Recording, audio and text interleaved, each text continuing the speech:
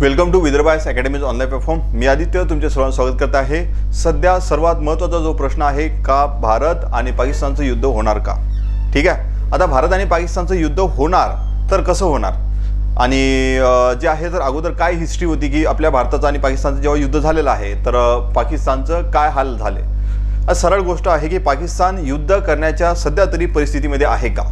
आता म्हणजे काय आहे का त्याचे बलुचिस्तानमध्ये आता त्याचा जर आपण पाकिस्तानचा जर मॅप पाहिला तर पाकिस्तानच्या मॅपमध्ये काही एरिया आहे, म्हणजे पंजाब रिजन आहे किंवा पंजाब क्षेत्र आहे, बलुचिस्तान आहे, ठीक आहे, त्यानंतर सिंध आहे, तर अशी काही क्षेत्र आहे। तर त्यामध्ये जो बलुचिस्तान आहे का जिथं सर्वात जास्त पाकिस्तानमधले नैसर्गिक संसाधने किंवा नॅचरल रिसोर्सेस तिथं आढळतात।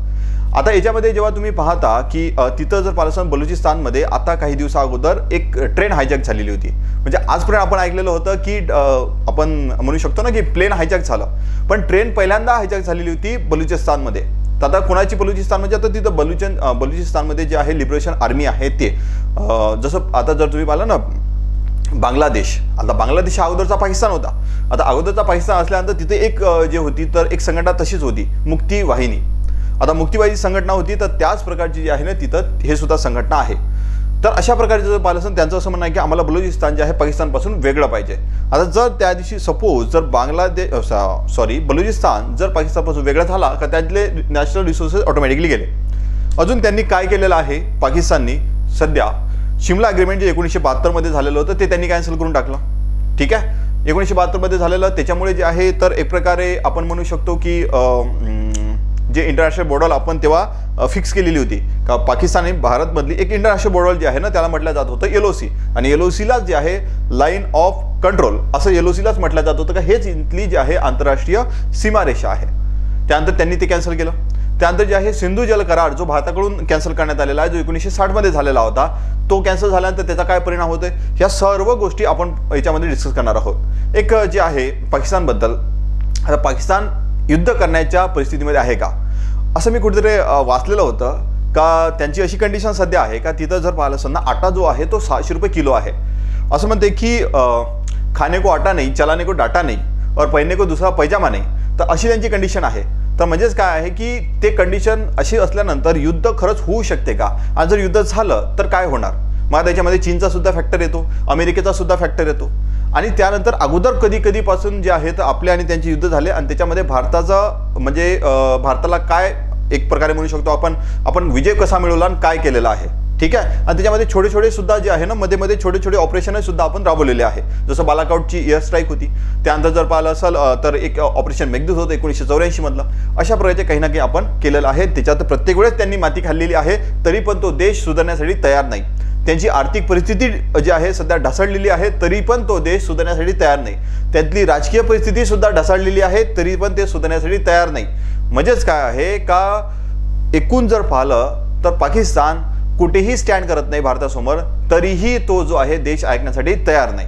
ठीक आहे, तर आता आपण याच्यामध्ये डिस्कस करू की भारताने काय ऑप्शन्स भारताकडे आहे किंवा काय पर्याय जे आहे भारताने यूज केले पाहिजे, का डायरेक्ट वॉर केलं पाहिजे या इनडायरेक्ट वॉर केलं पाहिजे। ठीक आहे, तर ह्या सर्व गोष्टी आपण या लेक्चरमध्ये डिस्कस करणार आहोत। तर याच्यामध्ये जेव्हा तुम्ही पाहता तर भारत आणि पाकिस्तान यांचे युद्ध आतापर्यंत किती झालेले आहेत? ठीक आहे, ऑपरेशन आता जे आहे तर भारत आणि पाकिस्तानचे आतापर्यंत युद्ध किती झाले? पहिल्यांदा झालं होतं 1947 मध्ये हे पहिलं युद्ध, त्यानंतर झालं 1965 मध्ये, त्यानंतर 1971 मध्ये, त्यानंतर 1999 मध्ये। हे 4 वेळेस युद्ध झालेले आहे। आता 4 वेळेस युद्ध झाले, 4ही वेळेस भारत जिंकलेला आहे। 1971 मध्ये भारताने पाकिस्तानचे 2 तुकडे केले, बांगलादेश आणि त्यानंतर जर पाहिलं असेल तर तिकडे त्यांचं ते जे काही उरलेलं आहे ते देश। ठीक आहे, तर 1971 मध्ये सर्वात मोठा असा आहे असं म्हटलं जाते का जगातील सर्वात मोठं सरेंडर झालेलं होतं 1971 मध्ये। आता जे 1947 मध्ये काय झालं का ज्यावेळेस आपलं पार्टिशन झालं होतं, पार्टिशन झाल्यानंतर काय झालं की त्यांनी जे आहे लगेच तिथे जे आहे तर त्यांनी काय केलेलं होतं का त्यांनी आक्रमण केलं होतं जम्मू काश्मीरवर। आपण अगोदरचं एक लेक्चर घेतलं होतं त्याच्यामध्ये मी सांगितलं का सुरुवातीला त्यांच्या याच्यामध्ये जम्मू काश्मीर हा इन्क्लूड नव्हता, पाकिस्तानची जी आयडिया होती त्याच्यामध्ये जम्मू काश्मीर इन्क्लूड नव्हताच, नंतर तो इन्क्लूड होत गेला। रहमत अली होते, मी त्यांचं नाव सांगितलं होतं का रहमत अली होते, त्यांनी एक कॅम्ब्रिज युनिव्हर्सिटीमध्ये एक पेपर पब्लिश केलेला होता नो और नेवर, आणि त्यावेळेस त्यांनी जे आहे काश्मीर त्याच्यामध्ये इन्क्लूड केला। आता असं आहे का 1947 मध्ये तेव्हा झालं तर त्यांनी जे आहे थोडासा आपला काश्मीर जो आहे तर त्यांनी इलिगली ऑक्युपाय केला, बेकायदेशीरपणे जे आहे त्याच्यावर ताबा मिळवला. 1965 मध्ये याच्यामध्ये जर पाहिला तर त्यावेळी जे आहे आपण त्यावेळी जे आपले PM होते ते होते लाल बहादूर शास्त्री. तर लाल बहादूर शास्त्री यांनी आता ते जे आहे ना होते त्यांची हाईट म्हणजे जर त्यांनी जर त्यांची फिजिक्स जर पाहिली तुम्ही तर ते थोडे छोटे होते, पण छोटे असल्यानंतर तरी पण तर त्यांनी जे आहे त्यावेळचे त्यांचे जे पंतप्रधान होते तर त्यांनी असं म्हटलं होतं म्हणते, कारण की आणि याच वेळेस जे आहे जय जवान आणि जय किसान हा नारा देण्यात आलेला होता. जय जवान जय किसान जो आहे हा नारा याच वेळेत देण्यात आलेला होता. ठीक आहे, कारण की आपल्या भारताची कंडिशन थोडीशी जी आहे तर म्हणजे आर्थिक स्थिती जी आहे ते चांगली नव्हती. का नव्हती? कारण का पहा, शीतयुद्ध सुरू होतं. शीतयुद्ध सुरू असल्यामुळे पाकिस्तान हा अमेरिकेच्या साईडला होता आणि अमेरिकेच्या साईडने जे आपल्याला गहू येत होता PL-480 तो त्यांनी जे आहे आपण यांच्यावर जेव्हा आक्रमण केलं तर त्यावेळी जे आहे तर त्याला काय म्हणतो आपण त्यांनी जे आहे ना सस्पेंड केलेला होता. ठीक आहे, तर म्हणून जे आहे तर मग आपल्या इथं मग एक दिवस उपास ठेवा, त्यानंतर किचन गार्डन असे काही कॉन्सेप्ट आणलेले होते लाल बहादूर शास्त्री यांनी.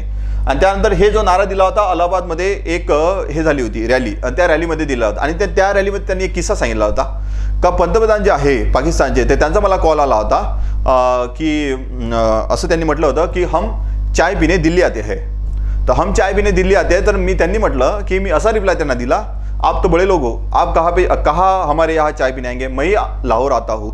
तर आपली जी आर्मी आहे ही लाहोरपर्यंत पोहोचलेली होती. ठीक आहे, आपली जी आर्मी आहे ती लाहोरपर्यंत पोहोचलेली होती.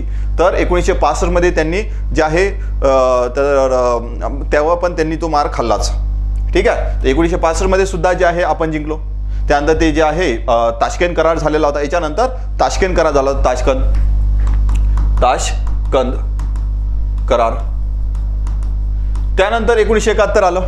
1971 मध्ये आल्यानंतर जे आहे तर 2 तुकडेच झाले. 2 तुकडे झाल्यानंतर जे आहे तर सर्वात मोठं सरेंडर आता त्यावेळेस जे आहे तर एक जनरल नियाझी होता, म्हणजे त्यांचा जो आहे तर तो जो आहे तर बांगलादेशच्या एरियामध्ये लढत होता. बांगलादेशच्या एरियामध्ये लढत असताना त्यांनी त्याला म्हटलेलं होतं जेव्हा त्याच्याकडे 1 लाख सैनिक राहिले होते. म्हणजे काय आहे ठीक. आता पहा इकडे हा इकडे तो तुमचा पाकिस्तान आहे आणि हा इकडे तो तुमचा बांगलादेश होता. त्यानंतर आपण जेव्हा ह्या एअर स्पेस जे आहे ना हे जेव्हा ब्लॉक केल्यानंतर जे आहे तर त्यांचा इकडे सप्लाय बंद झालेला होता.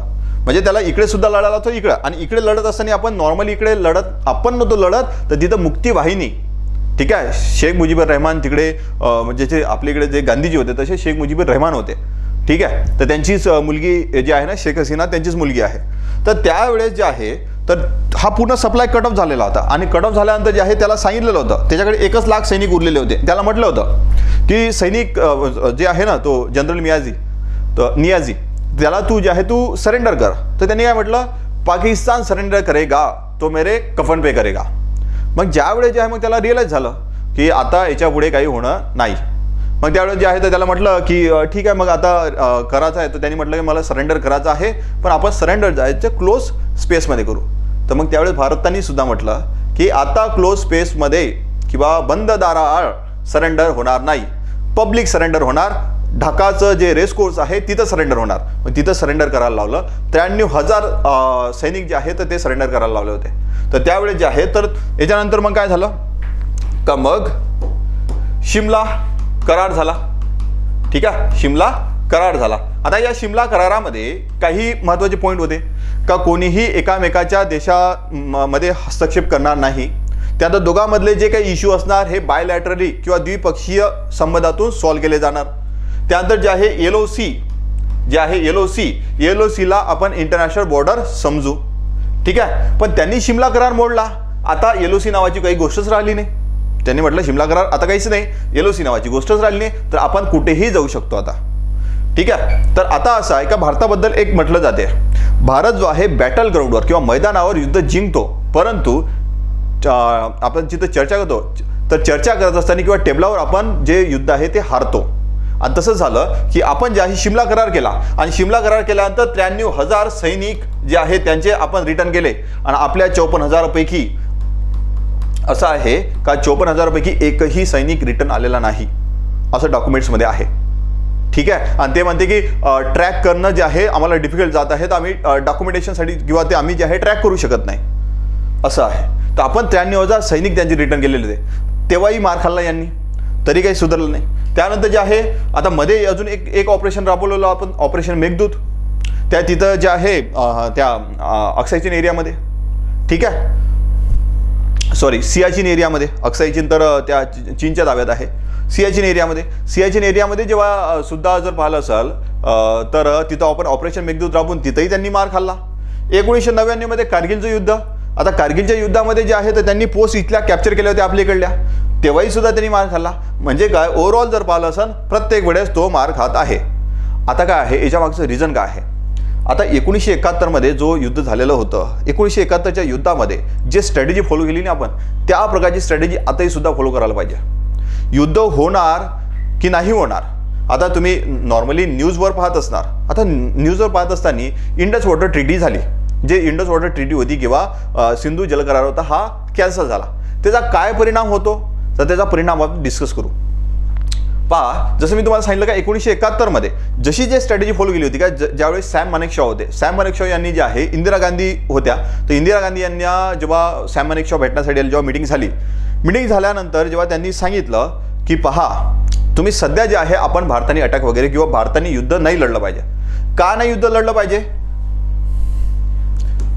एक अशी गोष्ट आहे का जर आपण जर अटॅक केला तर आपण फर्स्ट आक्रमण करणार बनू, आणि ते आपल्या भारताची जी आहे आपली तशी विचारसरणी नाही किंवा आयडिओलॉजी नाही.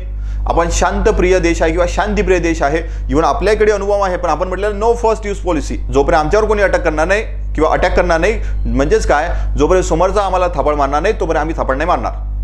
तर तसंच आहे का तुम्ही जे आहे एक काम करा, 6 महिन्याचा वेळ द्या, 6 महिन्यामध्ये एक काम करा, तुम्ही जे आहे संपूर्ण जगामध्ये ग्लोबल प्लॅटफॉर्मवर जागतिक पातळीवर पाकिस्तान हे जे आहे या एरियामध्ये बांगलादेशमध्ये जे आहे तर कशा प्रकारचं ह्युमन राईटचं किंवा मानवी हक्कांचं उल्लंघन करत आहे ते एक्सपोज करा. ठीक आहे, मानवी हक्कांचे उल्लंघन कसे करत आहे ते जे आहे ते एक्सपोज करा. दुसरं काय करायचं आहे का, तुम्ही जे आहे आपण जर पाहिलं रशियासोबत आपली फ्रेंडशिप ट्रीटी नाही किंवा मैत्री करार नाही, मग जो आहे तुम्ही रशियासोबत मैत्री करार करून घ्या. या कराराचा फायदा झाला बरं. मैत्री करार केला रशियासोबत, कधी केला? 1971 मध्ये. ठीक आहे. त्यानंतर आता काय आहे की आता जर पाहिलं असेल तर जर आपण आता जर युद्ध केलं आणि युद्ध केल्यानंतर जे आहे तर तिथं आता येणार आहे मान्सून आल्यानंतर काय होणार की तुम्ही जे आहे जर आपण युद्ध इथं केलं तर तिथं छोटे छोटे खड्डे असते ना, ते म्हणजे एवढं पाणी तिथं साचलं जाते का युद्ध लढणं सोपं नाही होत. ठीक आहे, तर त्यामुळे मान्सून येणार आहे, तर त्यामुळे सध्या आपण त्यांच्यावर अटॅक करू नाही. चौथी गोष्ट, समजा जर आपण हिवाळ्यात अटॅक केला तर त्यांच्यावर जर आक्रमण हिवाळ्यात केलं त्यावेळेस जो आहे तर चीन जो आहे ना तो चीन जो आहे तो इकडे येऊ शकत नाही, म्हणजे इकडे बर्फ राहणार ना, तर त्यावेळी चीन जो आहे तर त्या मदतीला येऊ शकणार नाही. तर त्यामुळे जे आहे हिवाळ्याची वाट पहा, ज्यामुळे चीन नाही येणार. ठीक आहे, आणि त्यानंतर एक अशी वाट पहा का पाकिस्तान आपल्यावर आक्रमण करणार. मग पाकिस्ताननी आक्रमण ज्या दिवशी केलं त्या दिवशी आपण रिटॅलिएट करू किंवा आपण जे आहे त्याला उत्तर देऊ. आणि तसंच झालं, कारण का पाकिस्तान इनसिक्युअर देश आहे. त्याला जे आहे आताही पहा तुम्ही, त्यांचे जे मंत्री आहे सर्व आहे, त्यांचं काय म्हणणं आहे, भारत जो आहे आमच्यावर केव्हाही अटॅक करू शकतो, केव्हाही अटॅक करू शकतो. याच्यामुळे काय होणार, प्रत्येक वेळेस आपण अटॅक नाही केला, त्यांनी अटॅक केलेला आहे. प्रत्येक वेळेस जे आहे तर त्यांनी अटॅक केला आहे, त्यामुळे ते त्यांच्यामध्ये एक प्रकारची इनसिक्युरिटी आहे. मारणार का, करणार का, अटॅक करणार का, आमचं काही अस्तित्व राहणार का, असं होणार. तर हे तुम्हाला 1971चीच गोष्ट सांगितली. तसे 1965 मध्ये सुद्धा वेगळ्या गोष्टी घडल्या, 1947 मध्ये, 1999 मध्ये. 1999 मध्ये जेव्हा कारगिल युद्ध झालं तर आपल्याच पोस्ट त्यांनी कॅप्चर केलेल्या होत्या. ठीक आहे, ते आपण आपल्या पोस्ट मागितल्या. असं आहे का एवढे जरी वॉर झाले, तेवढ्या वॉर झाल्यानंतरही सुद्धा त्यांनी एकही वॉर आपल्यासोबत जिंकले नाही, आणि त्यांचं युद्ध झालं आपल्यासोबतच झालेलं आहे. त्यांचे जे मिलिटरीचे जे जनरल मोठे जे जनरल आहेत ना, तर त्यांच्या इथं मेडल आहेत. ठीक आहे, एक युद्ध तर जिंकले नाही. मेडल कशात म्हणून त्यांना जे आहे मेडल जे मिळालेले आहे ते कशामध्ये मिळाले? लुडो खेळले का, या लंगडी, या रगोली किंवा काही ते असे म्हणजे वेगळे कोणते स्पोर्ट खेळले का, त्याच्यामध्ये मिळालं का माहिती नाही, पण त्यांना जे आहे मेडल आहेत. पण आता युद्ध हरल्यानंतर मेडल कोण देते, पण त्यांना दिलेलं आहे, कोणी दिले काय माहिती. झालं. आता हे जे आहे, आता भारताकडे ऑप्शन काय आहे का भारताने जे आहे डिरेक्टली त्यांच्यासोबत वॉर केलं पाहिजे किंवा भारताचं आणि पाकिस्तानचं युद्ध होणार का, युद्ध होणार तर कोण जिंकणार. एक लक्षात ठेवा, युद्ध जर झालं, इन केस युद्ध जरी झालं तरी जिंकणार कोण, ऑब्वियस आहे भारत जिंकणार. ठीक आहे, म्हणजे याच्यामध्ये काही प्रश्नच नाही. तुम्ही हिस्ट्री पहा. आता ते जे आहे प्रत्येक वेळेस सांगतात की अणुबॉम्ब आहे आमच्याकडे, अणुबॉम्ब आहे. अणुबॉम्ब जे आहे ज्याचा अटॅक करणं एवढी सोपी गोष्ट नसते. एवढं रशिया आणि युक्रेनचं युद्ध सुरू आहे एवढ्या दिवसापासून, तिकडे हमास आणि इस्रायलचं तिकडे युद्ध सुरू आहे, तिथेही अणुबॉम्बचा वापर झाला नाही. ते तर युद्ध एकदमच कट्टर युद्ध सुरू आहे. पण भारताने काय करायला पाहिजे, एक दोन प्रकारचे ऑपरेशन असतात. एक असते कोवर्ट आणि एक असते ओवर्ट. कोवर्ट म्हणजे गुप्त आणि ओवर्ट म्हणजे उघड. जे उघडपणे अटॅक केला जातो ना, ते उघडपणे अटॅक केला जातो त्याला म्हटलं जातं ते ओवर्ट ऑपरेशन. कोवर्ट ऑपरेशन म्हणजे काय, जे गुप्तपणे केले जाते. आणि भारताने जे आहे ना गुप्तपणेच ऑपरेशन करायला पाहिजे.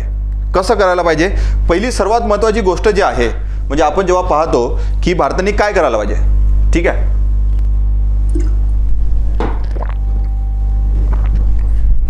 सर्वात पहिलं इंटेलिजन्स डॉमिनन्स. ठीक आहे, म्हणजेच काय आहे, आपण गुप्तहेर वर्चस्व. आता याच्यामध्ये काय करावं, आता इंटेलिजन्स डॉमिनन्समध्ये गुप्तचर वर्चस्वमध्ये काय करावं. आता समजा POK आहे. ठीक आहे, बरं तुम्ही जे आहे तर आपण एक मिनिट. तर आता हे जे होतं शिमला ॲग्रीमेंटचं आहे, तर हे होतं सरेंडर, त्यानंतर जे आहे शिमला ॲग्रीमेंट.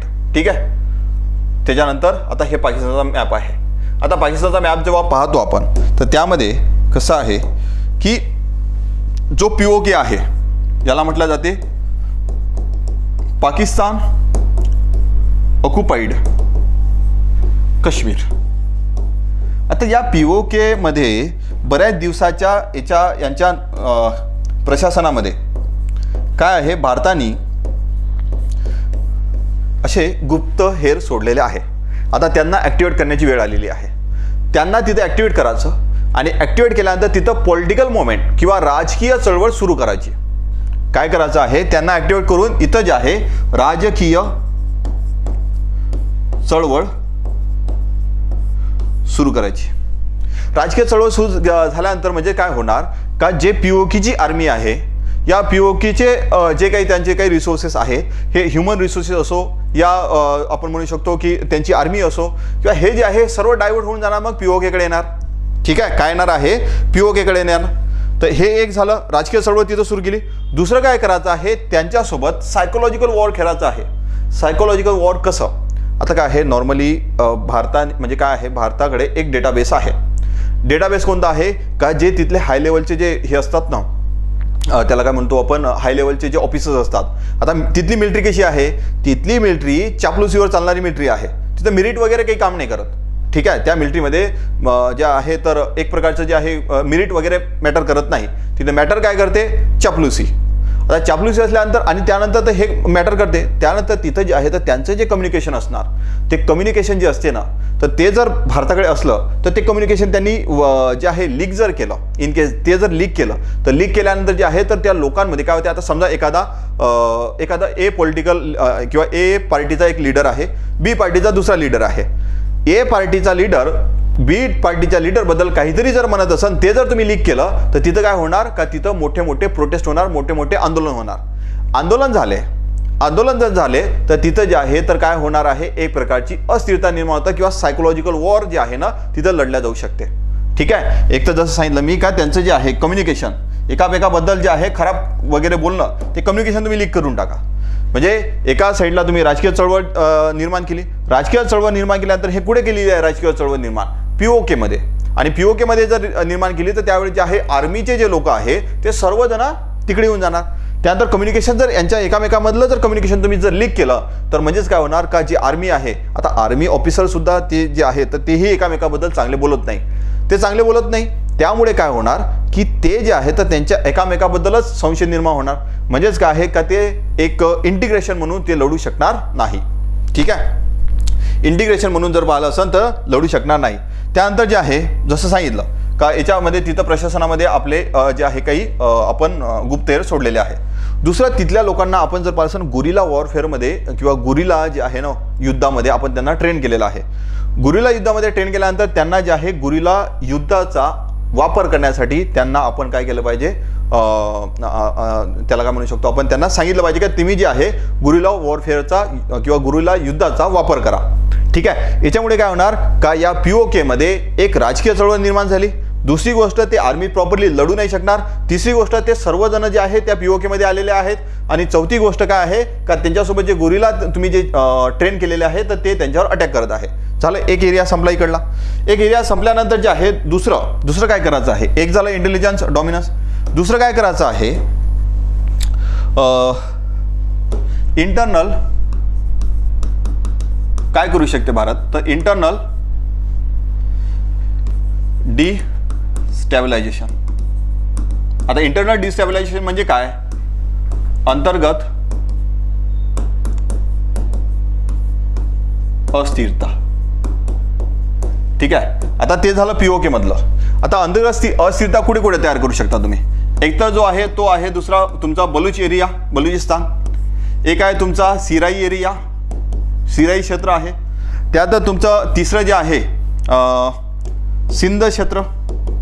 ठीक आहे. म्हणजे काय आहे बलूच एरिया जो आहे, त्यानंतर सिंध क्षेत्र आहे. त्यानंतर एक जे आहे ना एक एरिया आहे पश्तून एरिया किंवा पश्तून क्षेत्र, पश्तून क्षेत्र. तर या क्षेत्रामध्ये तुम्हाला काय करायचं आहे किंवा काय केलं पाहिजे भारताने किंवा काय करू शकते भारत. तर इथं जे आहे ना तर इथं एक प्रकारचं आपण म्हणू शकतो की इथं आंदोलन सुरू केलं पाहिजे. आंदोलन इथं सुरू करण्यासाठी यांना निधी पुरवला पाहिजे किंवा निधी साईडने गेला पाहिजे. एक तर निधी गेला पाहिजे.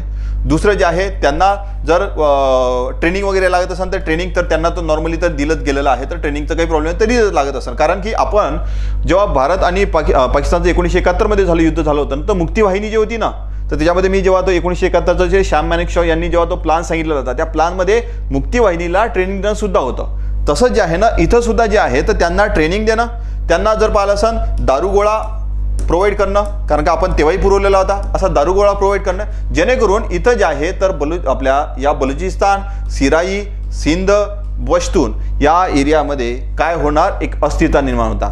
या एरियामध्ये अस्थिरता निर्माण झाल्या तर त्यांची आर्मी कुठे आहे POK कडे. इकडे अस्थिरता निर्माण झालेली आहे.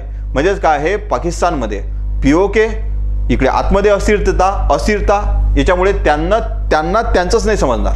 दुसरं सायकोलॉजिकल वॉर सुरू आहे. कारण की तो नेता त्याच्याबद्दल वेगळे काय म्हणत आहे आणि दुसरा नेता काहीतरी म्हणत आहे. तर त्यामुळे ते एक युद्ध सुरू राहणार. म्हणजेच काय आहे तुम्हाला आतमध्ये त्याला जर पाहिलं असेल एक जे आहे कमजोर करावं लागेल. कारण की असं परमनंट सोल्युशन काढावं लागणार आहे. किती दिवस तुम्ही वॉर लढत राहणार, किती दिवस तुम्ही युद्ध लढत राहणार. ते लढल्यानंतर जे आहे आपण जर सांगितलं का आपण युद्ध जे आहे मैदानावर जिंकतो पण आपण जे आहे कशावर हारतो, टेबलवर हारतो. मग टेबलवर जर हारत असू तर मग काय फायदा. तर त्याविषयी परमनंट सोल्युशन काढण्याची गरज आहे. मग परमनंट सोल्युशन एकच निघू शकते का याचे तुकडे केल्यानंतरच परमनंट तुकडे झाले का जे आहे तर त्यापासून काय होते एक परमनंट सोल्युशन निघू शकते. त्याच्यामध्ये एक जे आहे तर याच्यामध्ये इंटरनल डिस्टॅबिलायझेशन किंवा अंतर्गत अस्थिरता निर्माण केली. तर अंतर्गत अस्थिरता निर्माण कशा प्रकारे होऊ शकतात तिथं तुम्ही जे आहे आंदोलन, ठीक आहे, तर आंदोलन वगैरे राबवून किंवा अजून जे आहे ना एक प्रकार जर पाहिलं असेल तर इंडस वॉटर ट्रीटी होती किंवा सिंधू जल करार होता. सिंधू जल करार. तर हे जे आहे या सिंधू जल करार जो आहे या सिंधू जल करारापासून जर आहे तर याचंही सुद्धा आंदोलन तुम्ही तिथं सुरू करू शकता. हे सर्व कोवर्ट लेवलवर सुरू आहे, गुप्तपणे सुरू आहे. कारण काय सिंधू जल करारामुळे तिथं जर पाहिलं असेल तर पहा एक लक्षात ठेवा हे जे आहे पाणी के लिए तरसेगा, पाणी के लिए ऐसा होगा वैसा होगा हे तुम्ही मीडियावर ऐकता. पण याच्यामध्ये जे आहे ना सिंधू जल करारामुळे काय होऊ शकते, सर्वात प्रॉस्परस किंवा समृद्ध जो क्षेत्र आहे पाकिस्तानमधलं ते आहे पंजाब क्षेत्र. ते काय आहे पंजाब क्षेत्र. आता या पंजाब क्षेत्रामध्ये जर पाहिला तर या सिंधू जल करारामुळे किंवा सिंधूचं जे पाणी आहे ते पंजाब क्षेत्रामध्ये जाते. सिंधूचं जे पाणी आहे ते काय जाते या पंजाब क्षेत्रामध्ये जाते. जे इथून सिंधू येते ना, ठीक, इथं पहा हे पंजाब क्षेत्र आहे, ठीक आहे. तर या एरियामध्ये आता जेव्हा हे सिंधूचं जेवढं पाणी येते हे जे सिंधूचं पाणी जे येते ते हे सिंधूचं पाणी जे आहे ना ते याच्यामध्ये येते. हे सिंधूचं पाणी याच्यामध्ये जेव्हा येते तर यावेळेस जेव्हा तुम्ही ते पाणी डायव्हर्ट वगैरे केलं आणि डायव्हर्ट केल्यानंतर किंवा तिथं डॅम बांधले तर त्यामुळे काय होणार आहे का तिथला रिजन तर तो जो आहे तो सर्वात समृद्ध रिजन मानला जातो कृषीच्या बाबतीत कुठला पाकिस्तानमधला नैसर्गिक संसाधने असणारा बलुचिस्तान पण जिथं कृषी आहे तर तो कोणता हा आता यामध्ये जेव्हा तुम्ही तिथं प्रोटेस्ट निर्माण करणार कारण का पंजाबमध्ये जर असेल तर तुमची जे तिथं लष्कर जे आहे ना पंजाबमधलं आपले पाकिस्तानमधलं ते लष्कर आहे पंजाबी डॉमिनेटेड आता समजा या पंजाबमध्ये जर पाणी नाही पोहोचलं कृषी उत्पन्न तिथं झालं नाही तर त्यावेळेस जे आहे तर तिथले जे पंजाबी लोक राहणार पाकिस्तानी ते जे आहे ते काय करणार ते प्रोटेस्ट करणार म्हणजेच काय हा एक प्रोटेस्ट किंवा हे एक आंदोलन त्यात हे दुसरं आंदोलन म्हणजेच काय हे आतमध्ये यांच्या अगोदरच त्यांना जे आहे अस्तित्व तिथं आहे पुन्हा अस्तित्व निर्माण होणार झालं एक म्हणजे हे काय झालं तुमचं सेकंड अजून भारत काय करू शकते हे सर्व कोवर्ट लेवल बरं कोवर्ट म्हणजेच काय आहे उघडपणे काहीच नाही strategic disruption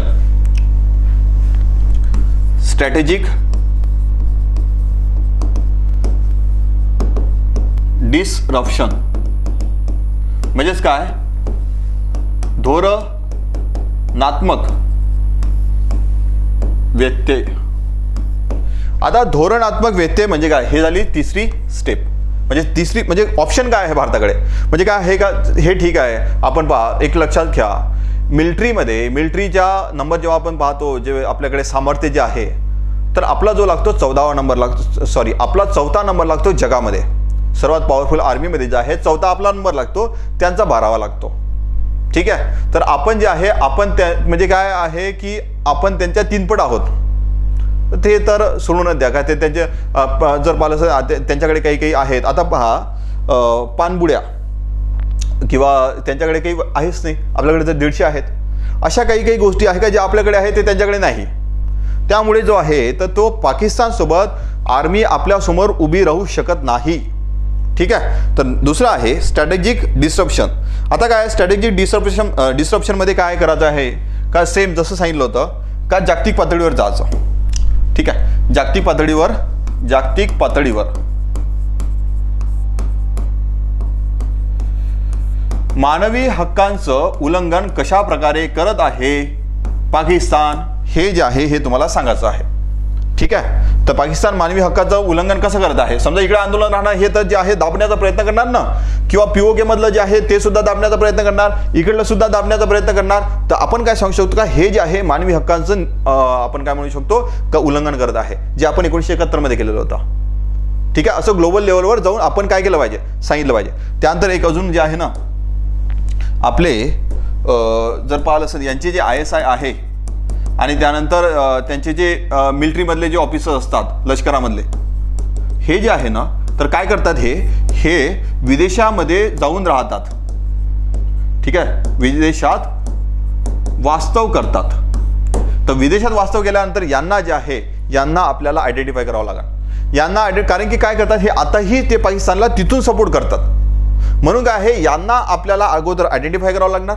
hit and run केसमध्ये किंवा हिट अँड रन म्हणजे काय त्यांना असं आयडेंटिफाय करून त्यांना मारावं लागणार म्हणजेच काय आहे का हिट अँड रन केस सारखं तर त्यांना जे आहे तर त्यांना तुम्ही अटॅक करून तुम्ही मारू शकता एक हा दुसरा पॉईंट जे आहे काय आहे की एक आपलं UNHRC UNचं जे ह्युमन राईट कमिशन आहे ते नंतर ऑर्गनायझेशन ऑफ इस्लामिक कंट्री हे ठीक आहे ऑर्गनायझेशन ऑफ इस्लामिक कंट्री हे जे आहे इथं काय करायचं आहे का काउंटर जे आहे तर तो जो आहे भारताला काउंटर करण्याचा प्रयत्न करणार आणि जेवढे कोणते इस्लामिक स्टेट्स आहे ठीक आहे जे कोणते मिडल ईस्टमधले काही स्टेट्स आहे म्हणजे मध्य आशियामधले जे काही स्टेट्स आहे किंवा देश आहे त्या या देशामध्ये जाऊन म्हणू शकतो तो का हे जे आहे किंवा जर पाहिलं असेल तुम्ही मुस्लिम देश आहात आम्हाला सपोर्ट वगैरे करा हे करा ते करा त्यावेळेस जे आहे तर भारताने काय केलं पाहिजे या देशातल्या किंवा इथं एकतर हे ऑर्गनायझेशन त्यानंतर ह्या देशामध्ये जाऊन याचा पहिलाच प्रोपोगेंडा जो आहे ना तो पॅरलाइज केला पाहिजे म्हणजेच काय आहे तिथं जाऊन आपणच अगोदर त्याचे कान भरून द्या म्हणजे मराठीमध्ये असं म्हटलं जातं का कान भरून द्या त्यांचे तर अगोदरच त्यांचं ते जायच्या अगोदर आपण हे केलं पाहिजे म्हणजे काय, हे जे आहे ना हे धोरणात्मक एक प्रकारचं डिस्ट्रप्शन आहे त्यांच्यामुळे. एकतर मानवी हक्काचं तुम्ही जे जागतिक पातळीवर तुम्ही सांगत आहात, त्यानंतर दुसरा आहे जे विदेशात वास्तव्यात असणारे त्यांना तुम्ही ठार मारण्याचा प्रयत्न करणार आहात किंवा ठार मारण्याचा प्रयत्न कशाला मारणार आहात.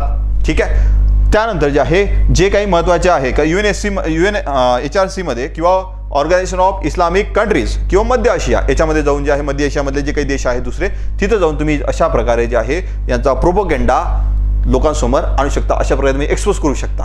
म्हणजे परमनंट सोल्युशन निघू शकते असं. जर हे याला वेळ लागणार काय आहे, डायरेक्ट युद्ध करण्यामध्ये दोन्हीही देशाचं नुकसानच आहे. ठीक आहे. आणि एक तर जसं सांगितलं का मानवी हक्काचं जेव्हा उल्लंघन होत आहे, एक प्रकारचं तुम्ही याच्यामध्ये काय करू शकता, AI चा यूज करू शकता, सोशल मीडियाचा यूज करू शकता. AI मधून एक चॅटबोट जे आहे तर चॅटबोट थ्रू जे आहे तर लोकांपर्यंत मेसेज पोहोचू शकता की पाकिस्तान जे आहे मानवी हक्काचं उल्लंघन करत आहे. ठीक आहे. अशा प्रकारे तुम्ही काय करू शकता, हे तुमच्याकडे एक ऑप्शन असू शकते. त्यानंतर आहे अजून फोर्थ ऑप्शन आपल्याकडे किंवा भारताकडे काय असू शकते किंवा भारत करू काय शकते, हे आपण काय म्हणताय की डायरेक्ट युद्धापेक्षा भारत अजून काय करू शकते, म्हणजे भारताकडे काय काय ऑप्शन असू शकतात, त्याच्यापैकी हे एक ऑप्शन झालं. त्यानंतर चौथं भारताकडे ऑप्शन काय राहू शकते, तर भारताकडे चौथं ऑप्शन राहू शकते कंट्रोल्ड इंटिग्रेशन. कंट्रोल्ड इंटिग्रेशन म्हणजेच काय, नियंत्रित एकत्रीकरण. ठीक आहे. नियंत्रित एकत्रीकरण. आता जे आहे जे POK मध्ये मधले जे लोक विदेशामध्ये राहतात, ठीक आहे, किंवा बलूच एरिया आहे, बलूच मधले जे विदेशामध्ये राहतात, तर अशा लोकांना आपल्याला काय करायचं आहे, तर यांना जे आहे ना मुत्सद्देगिरी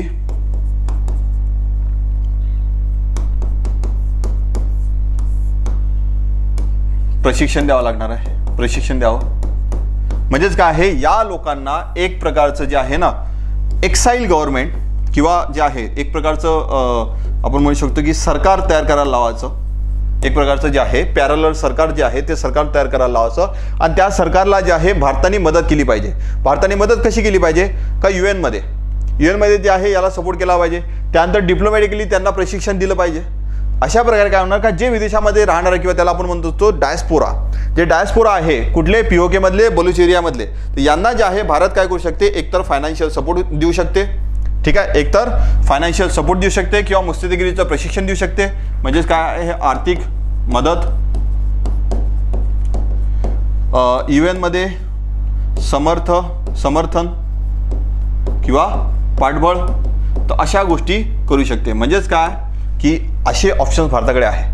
अशा एरियामध्ये जेव्हा काय करत आहात तुम्ही, तिथलं जे सरकार जे तुम्ही पॅरलल सरकार जे बनवलेलं आहे किंवा त्यांना जे सपोर्ट करत आहात तुम्ही, तर काय आहे उद्या जाऊन जर काही म्हटलं ना आमचं काही इन्व्हॉल्वमेंट आहे का, दाखवा आमचं इन्व्हॉल्वमेंट आहे का. भारताने काय आहे की काय लक्षात ठेवा, भारताची एक पॉलिसी आहे. पहिली तर सांगितलं मी तुम्हाला जे आपली ॲटॉमिक बॉम्बबद्दल आहे किंवा ॲटम बॉम्बबद्दल आहे ते एक. दुसरी पॉलिसी अशी आहे का भारत शांतीप्रिय देश आहे. जागतिक पातळीवर जर पाहिलं तर भारताची जी इमेज आहे ते भारताची इमेज तुम्हाला चेंज नाही होऊ द्यायची आहे, पण ऑपरेशन करायचे आहे. कारण का हा देश न सुधारणारा देश आहे. ठीक आहे. न सुधारणारा म्हणजे एक विचार करा तुम्ही का तुम्ही म्हणजे तिथले जे आहे तरी त्या दिवशी जे आहे ना त्या दिवशी त्यांच्या डिफेन्स मिनिस्टर जे आहे ते त्यांनी एक ऑन कॅमेरा किंवा इंटरव्ह्यूमध्ये ॲग्री केलं का हो आम्ही जे आहे तर यांना सपोर्ट करत होतो. आणि कशासाठी सपोर्ट करतो, कारण की आम्हाला जे पश्चिममधले जे देश आहे किंवा अमेरिका जे आहे तर यांना धडा शिकवायचा होता म्हणून ॲग्री केलं. कारण मोहम्मद हाफिज जे आहे तो तिथं आहे, मसूद अझहर होता तोच सुद्धा तिथं होता, दाऊद तिथं आहे, ओसामा बिन लादेन पाकिस्तानमध्ये मारला गेला. किती वेळेस एक्सपोज होणार, एवढ्यादा एक्सपोज जर पाहिलं असं तर जाणारा एखादा देशाला तरीही त्यांचा तो जो एक क्रिकेटर आहे काय नाव आहे त्याचं, शाहिद आफ्रिदी, ते शाहिद ते जे आहे तर तो म्हणते की जे आहे तर चाय वगैरे ते काही सुरू आहे. अरे तुम्ही कितींदा म्हणजे ना तुम्ही क्रिकेटमध्ये जिंकत, ना कोणत्या स्पोर्टमध्ये तुम्ही जिंकू शकत, ना तुम्ही टेक्नॉलॉजिकली जर पाहिलं असं समोर नाही. कारण की तुम्ही ॲटम बॉम्ब जो बनवला तो जो आहे तो त्याचा तो मॅप जो आहे तो चोरी करून बनवलेला होता. ठीक आहे. चोरी करून बनवला. तुम्हाला संविधान बनवासाठी 10 वर्ष लागले. संविधान बनवत असताना तुमच्या इथं कितीदा मिलिटरी रूल आला ना. तुम्ही आमच्यासोबत कोणते किंवा भारतासोबत जर पासून ना कोणतं तुम्ही युद्ध जिंकू शकले. मग तुम्ही युद्ध नाही जिंकू शकले ना. तुम्ही जे आहे तुम्ही जे तुम्ही वचन देता ना, जे तुम्ही प्रॉमिस करता ते प्रॉमिस तुम्ही फुलफिल नाही करत किंवा वचन जे आहे तुम्ही ते पूर्ण करत नाही. तुम्ही जे आहे शिमला ॲग्रीमेंटचं असो, आमचे 54,000 एक पैकी नाही पाठवले किंवा भारताचे 54,000 पैकी पाठवले नाही. त्यानंतर प्रत्येक वेळेस एक समजा आपण म्हणू शकतो की आग्राची जेव्हा व्हिजिट झाली त्यानंतर जेव्हा अटल बिहारी वाजपेयी यांनी म्हटलं होतं, एकदा अटल बिहारी वाजपेयी यांनी म्हटलेलं होतं कश्मीरियत, जुंबिरियत आणि इन्सानियत या 3 पैकी सर्वात महत्त्वाचं काय आहे तर इन्सानियत. आणि त्या दिवशी पहलगाममध्ये जे झालं ते इन्सानियतला एक प्रकारचा कलंक आहे. हे पाकिस्तानला समजलं पाहिजे. पाकिस्तान जो आहे याचं परमनंट सोल्युशन जोपर्यंत निघणार नाही तर परमनंट सोल्युशन तुम्हाला असं कळावंच लागणार आहे. ठीक आहे. तर पाकिस्तानसाठी आता पहा ना, इंडस वॉटर ट्रीटी जी आहे किंवा जे तुमचं सिंधू जल करार आहे याच्यामुळे तो काय होऊ शकतो, कसा जो आहे तर आर्थिकदृष्ट्या कमजोर होऊ शकतो. कारण की कृषी त्यांचा महत्त्वाचा आहे, आर्थिकदृष्ट्या कमजोर होऊ शकतो. त्यानंतर त्यांचं जर असं 45% हे डिपेंड आहे त्या सिंधू जल करारावर इलेक्ट्रिसिटी जनरेशन, ते पण असं होऊ शकते. काय होऊ शकते का ते सुद्धा तुमचं कमजोर होऊ शकते. अशा गोष्टी होऊ शकतात. त्यानंतर असं अंतर्गत अशांतता ती निर्माण केली किंवा तिथं अगोदरच तिथं पाहिलं ज्याला जास्त मोठा सपोर्ट आहे इम्रान खान त्याला तुम्ही जेलमध्ये बंद करून ठेवलेला आहे. म्हणजे तिथं आपल्या भारतामध्ये असं होते का कधी, पण तिथं तसं होऊच ते. ठीक आहे. कारण का जो देश जो जन्माला आलेला आहे तो असुरक्षेमधूनच जन्माला आलेला आहे.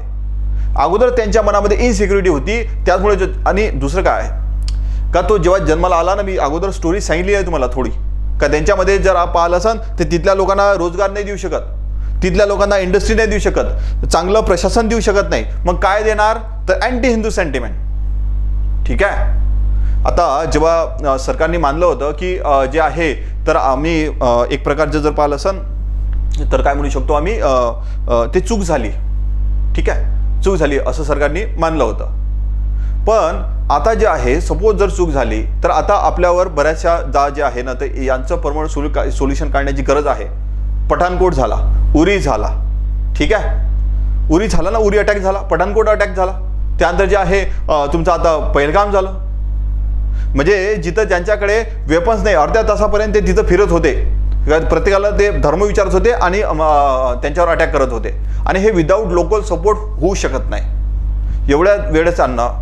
आता पहा, जर POK मध्ये अशा प्रकारे आपण राबवलं आणि जर काश्मीरमध्ये जर आपण जर काश्मीरला एक प्रकार तिथं एम्प्लॉयमेंट जनरेशनसाठी जर मदत केली म्हणजे सरकारने, दुसरं जे आहे टुरिझममधून त्यांना जे आहे इकॉनॉमिकली स्ट्रॉंग केलं.